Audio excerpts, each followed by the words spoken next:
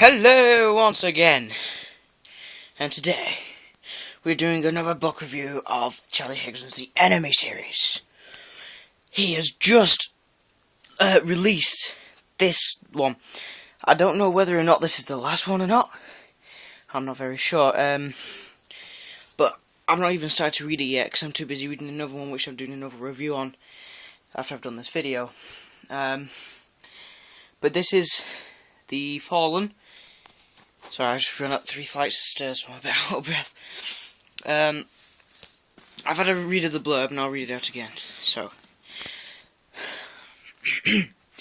first the sickness rotted the adults' minds, then their bodies. Now they stalk the streets hunting human flesh. The Holloway crew are survivors. They fought their way across London and made it to the Natural History Museum, alive. But the fight will never end while the enemy lives, unless there's another way. The kids at the museum are looking for a cure. All they need are medical supplies. To get them means a journey down unknown roads. Roads where not only crazed-hungry sickos hide in the shadows. Suddenly, it's not so clear who or what they're fighting. So that's a pretty thingy kind of intro. I'm just going to read through. One minute. Let me just have a look.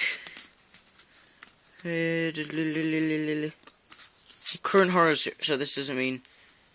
Alright. Anyway, let's read the first page. Silverfin. I've read that one.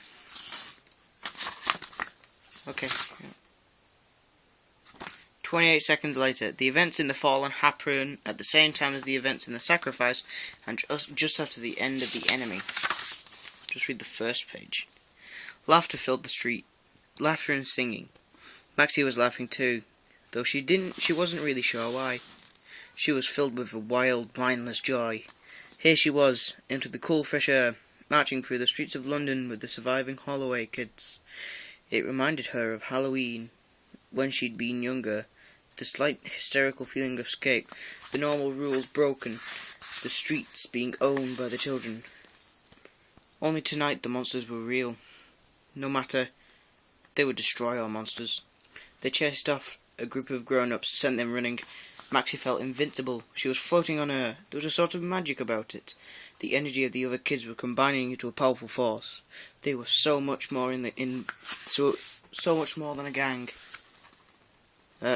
They were an army. She'd escaped from the palace, got away from that creepy loser David. After being shut away in the sickbay for so long with Blue, the last half hour had been mental. Totally unreal, a mad film she'd watched on late-night TV while fighting to stay awake. There had been chaos in the palace, people running through dark corridors, distant shouts, gunfire, and at one point she'd seen one of David's captive royal family, the last surviving members of the old days. Now that concludes our book review, and I will see you later to do the next one. Bye.